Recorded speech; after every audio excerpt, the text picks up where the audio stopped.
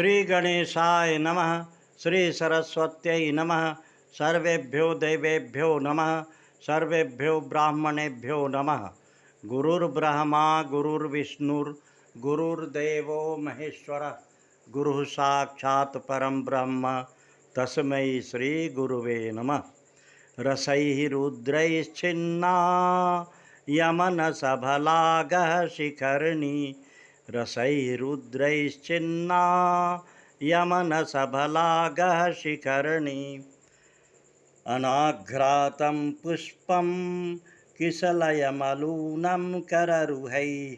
रणाविद्धं रत्नं मधुनवमनास्वादितरसम्। अखण्डं पुण्यानां फलमिव च तद्रूपमनघम्। न जाने भोक्तारं कमिह समुपस्थास्यति विधि। रसैरुद्रैश्छिन्ना यमनसभलागः शिखर्णी।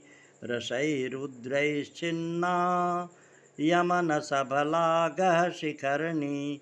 रसैरुद्रैश्छिन्ना यमनसभलागः शिखर्णी। या देवी सर्वभूतेषु श्रद्धारूपेण संस्थिता नमस्तस्यै नमस्तस्यै नमस्तस्यै नमो नमः। शम ओम। जय माँ।